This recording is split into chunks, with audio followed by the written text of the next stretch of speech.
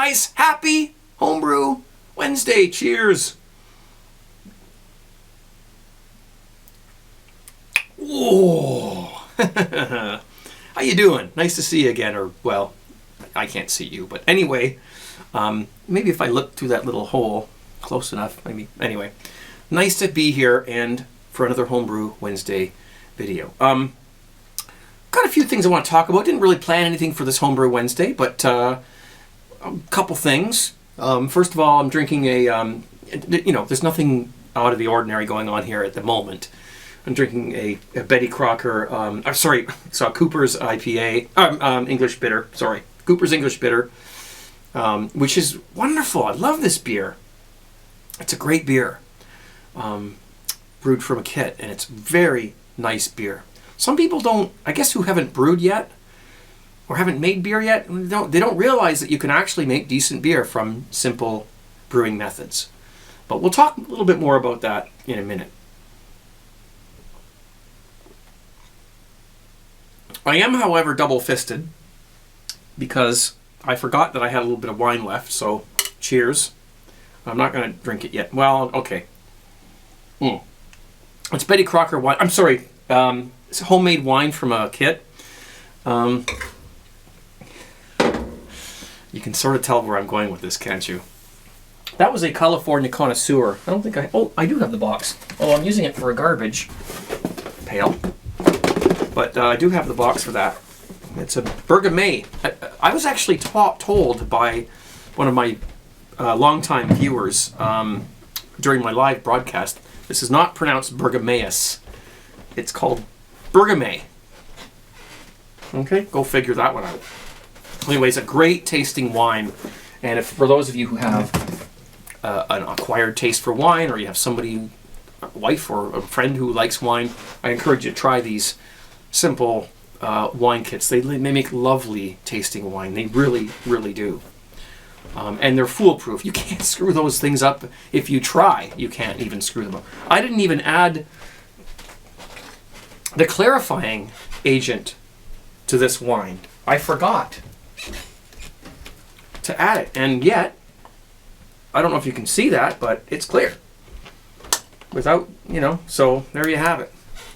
You can't mess these things up. They're foolproof, and if you follow the instructions loosely, you'll get really good tasting wine. I think somebody's jogging around upstairs. Are you exercising? No. Yeah, you heard me. So anyway, all right. So what have we got? Well, I want to thank you guys, first of all, for your support, and sort of there's almost like there's a CraigTube army out there who check out the comments, when I post a video and you monitor them and you respond and to things. Last video I posted at this date was the Back to Basics video where I brewed a really simple beer kit. And, after all these years of being on YouTube, it seems kind of weird that I would go back and do something like that. But the truth of the matter is that, I have as you may know, a 4-part series that was posted years ago called Homebrewing the Easy Way. And these videos have received a lot of hits over the years. Excuse me, that beer is carbonated quite nicely. And, I almost wish that I could replace the videos and still keep the same statistics and view counts and all that and links and everything, but I can't. And I can't take them down because, not that I would want to, but there's links. They're linked all over the place. So, but that's not really the way I would recommend. You can do it that way, and it's fine, and people are very happy to watch those. And I think maybe even some of you guys who got started home brewing may have watched those videos in the beginning. They may have helped you get started. But, fast forward 5 years or 6 years, and I'm looking back going, yeah, that's not the way I would do it today. If I'm brewing a simple kit. So I decided to redo that and revisit the easy, simple home brewing method, which a lot of people get started brewing that way, you know, and then they move on, and then they progress, and they get into whatever level of home brewing they feel comfortable with. I feel like it's time to revisit this, because there's lots of new subscribers, and maybe we need to just remind people of, you know, of the facts. I got a comment on that particular video, the back to basics video, which I'll link down below in the info, just in case you haven't watched it yet. And the guy was referring to, I mean, he wasn't rude or anything like that, but he was referring to Betty Crocker and, baking a cake with a Betty Crocker cake, mix and whatnot, versus making it from scratch. And it's not really homebrew if you're doing it from a box and all this stuff. And turns out the guy's not even a home brewer. He's just trying to learn how to make beer. And he came across, that video, and that's good. I'm glad he found it. But he disagrees with my method of making one of these. I mean, this is a simple beer kit, one of those kinds of things. So, he made this comment, and I responded, and some other people. It turns out the comment got a lot of negative, a lot of thumbs downs. So it says on the thing, it says this comment has received too many negative responses. So, obviously, I don't need to go into this very deeply, because you guys understand that I think it's really important when you're teaching somebody how to do something. And if you want to talk about baking a cake, that's fine. Let's talk about that. If you want to learn how to be a baker, the best thing to do, I think, for you is to learn how to use your equipment first. Learn how to use your oven. Learn how to pick the pans, which pans you should use, how to grease them so the stuff doesn't stick, how to check if it's done. All these basic things, you need to know these basic steps. What do you think they do when, you go to school? You learn the basics and you work your way up. Anytime you learn any craft or any hobby or anything, you always start with the fundamentals. And in the case of baking a cake, if that's what this guy wants to refer to, then yeah, you'd want to learn how your equipment responds and how it works how it works and how to use it efficiently. And then from then you would want to move up and start doing things yourself. So in the beginning you would want to just bake a simple cake, perhaps a Betty Crocker, I don't know. And don't worry about the recipe. Worry about your stuff, your equipment, and your procedure, and your mindset as far as getting the confidence to be able to make this damn cake, And then after that, once you've got that down, then you can start going, okay, well, I've got flour, I've got eggs, I've got yeast, I've got whatever it is. I don't know how to make a cake, but not yeast, but shortening, or I don't know, baking soda and whatever it is. I can make my own. Maybe I can try to make my own cake. Now I know how my oven works. Now I know how my pots and pans work and my trays and stuff. Now I can concentrate on the actual recipe and how to do it from scratch. And that's my philosophy. It has been from the start. And you guys know this. I'm probably wasting your time talking about it. But it is important to me to get people, because when you increment from the basics up to the complex, you get a very solid knowledge base of everything that's going on. And so if you want to learn how to make beer and make it from scratch, that's all fine and good. But I recommend that because there's lots of little things that need to be paid attention to. And I personally recommend that you start with these simple procedures. The other thing is that there's different reasons. Now, this dude, I keep bringing him up, but let's use this as a base for this conversation.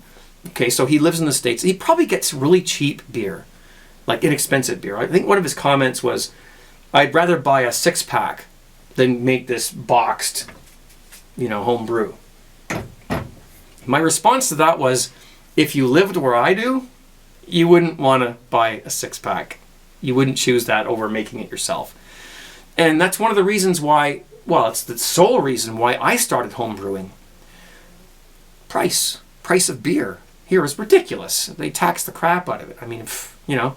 And so I said to myself, I can make better beer than what I would normally, you know, if I walk into a store and buy it, the cheapest beer I can find.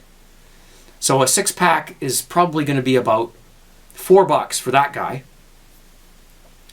For me, 6-pack, $12. Minimum. All right? So for me, if I can throw something together real quick and make my own, even if it's Betty Crocker, I don't care. I think we've beat that one to death. You know, you guys know, and that's what I'm all about, is trying to get you guys, and that's not the last video that I'm going to put out. It's almost like I've gone through a bit of a cycle where I need to renew a lot of the stuff that I've already done and make it better. So that's my plan for this channel. You know, people watch things, you're like, what? I need a turkey fryer, I need a propane thing, I need a mash tun, I need this. I don't know if I can do that. My wife, you know, there's all kinds of issues that come up. Money, you know, you got to consult your partner about it. There's space limitations. It's people just want to make the stuff. They just want to make it. And they will traverse the terrain and get to the level that they want to be at on their own. Just because they watch a simple home brewing video like I just did doesn't mean they're going to stick there and do that for the rest of their lives. They're not stupid. Give people more credit than that. They're going to do research. They're going to find out that they're interested more. They want to do more. They want to use different ingredients. They want to start using hops. They want to start doing it more themselves. And they're welcome to do that. That's what this is all about. Okay, I'm done. I shouldn't have even brought that up, but I had to get that out of the wind out of those sails. Cheers. Okay, I want to thank Brew Local, is his name on YouTube. And he sent me 1 ounce of Cascade, his own homegrown hops. I can't wait to try these. And 1 ounce of Halito. And he sent me these fresh dried hops, vacuum sealed to the hilt. Look at that. These things are going to stay fresh. I'm not sure what I'm going to do with them yet. I don't want to just throw them into any old brew. I'm going to make something. I'll probably make something out of the ordinary or special. Go get some nice fresh liquid malt extract and some grains and put some two-row in there and make a mini mash or something like that and do this with that. I'm not prepared to all grain right now yet, so I want to use these while they're fresh. They are frozen, so I'm going to put them back in there. Now this is a makeshift freezer right now. I tend to store my hops up in the kitchen freezer. It's a lot better than this one here. So thank you, sir, for sending me those. Awesome stuff. We'll definitely put those to good use, and I'll let you know when we do. One of the other things that came up in the comments during of the video I did on the simple home brewing, or the back to basics, was the airlock and what to put in it. You know, because I just put water in mine, and some people were commenting about, well, you should put, you know, sanitizer in there, or some people put vodka in their airlocks as well. I have never had a problem with just putting water in it. Some people they boil water and they let it cool and then you put that in there. Listen, you know, anything that you can do to protect your beer is fine with me. I have no problem with that. But the truth of the matter is that there's only a couple of ways that and by the way, I'm brewing just a Cooper's IPA over here. Can you see that? Are we on the right? Yeah. There's only a couple of ways that this water can get into your beer. One of them is if you have a what we call a blowout, where your beer gets so much foam when it's fermenting, it comes out through the airlock, and then you've got problems. Most of it comes out, though. I don't think anything actually gets back in, but there could be a mixture going on there, and you could, you know, risk that water getting into your beer. Now in this case here, I have my fermenters. I don't know if you can spilt something on there while I was making the beer. There's a lot of room there, so there's not. I don't think I'm going to have too much of a problem with that, with a blowout. The other thing that can affect it, and there's two more things. One more is that if you have a spigot on your fermenter that you siphon, or your beer out of there from, and you start to siphon it from that spigot and you forget to take off the airlock, then you're going to create a vacuum in there. It's going to suck the water from the airlock into your beer. That's number 2. Number 3, a huge temperature change. It's about 70 degrees right now down here. Sorry, 68. 68 degrees. It's a hard drive magnet. Hard drive magnet. Hang on a second. See if I can. There it is. That's out of a hard drive. That's what keeps that stuck to that. And if this temperature dropped from 70 to say 65 or 60, then that beer would get cold. And because things, when they get cold, they contract, then you might find that there's a vacuum created inside there, and then you might get some of the airlock water coming back into your beer. It's not going to infect your beer unless it actually gets into it. And those are the only ways it can really get in, as far as I know. Sanitizer, yeah, I mean, it's a good idea to put sanitizer in your airlock, because then if it does get into your beer, nothing can happen.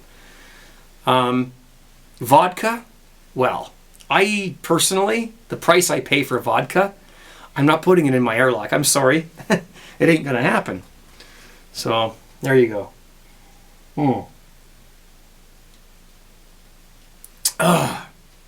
It's good stuff.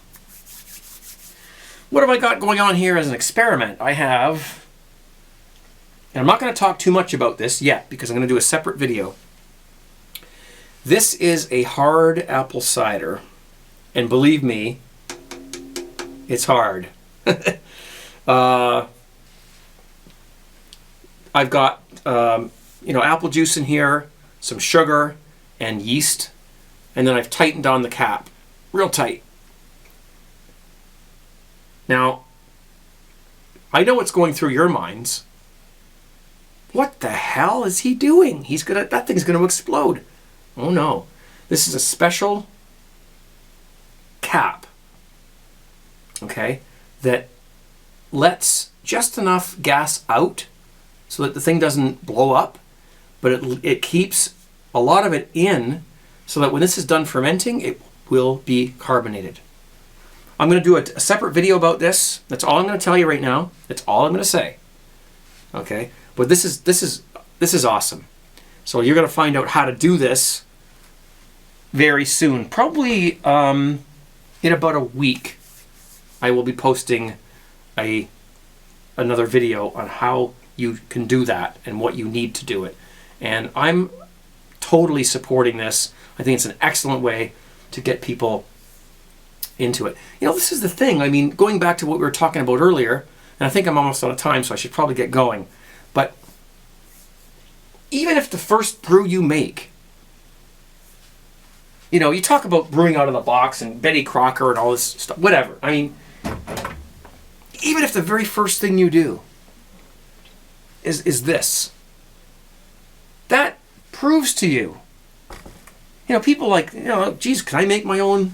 Really? I can do that? Oh, they try it and they're like, wow, this tastes pretty good. And then a couple glasses later, they're like, holy shit, I'm getting I'm getting a buzz off this thing. I can do this. Go to the grocery store, $3 for a thing of apple juice. The yeast that comes with that cap that I showed you, secret. I'll put video out, don't worry. And, a 2-liter pop bottle like that. And for like $4, you've made, it's just amazing. And people, they do this and they go, wow, this is really cool. I want to know more. Next thing you know, they're doing this. Next thing you know, they're doing this. Next thing you know, they're doing this. It makes perfect sense to start people off simple. And that's why we're here. Well, guys, I'm out of time. I want to thank you. I have t-shirts for sale. If you want to buy one, that would be awesome. I would love you to buy a t-shirt. It's a Craig Tube shirt. Got a picture of the two things right here. And they're available at tgtshirts.com. And it would help me out greatly. Really appreciate that. Other than that, my Friday night broadcast, justin.tv/CraigTube. And we play music and talk beer and stuff. And I think I'm out of time. So I gotta go. I wish I didn't have to go. I would love to stand here and talk to you guys all night, but you know, I want you guys to go and check out some of the other Homebrew Wednesday videos that are out there as well. I don't want to monopolize this whole thing. Since it is S.J. Poor's idea in the first place, you should probably go check out his Homebrew videos and Homebrew Wednesday videos as well, if you can, along with others. Thank you for your support. Cheers. I'm going to finish my Cooper's English Bitter and my little bit of wine there. Watch some Star Trek. TNG for the win. Thanks, guys. Be safe.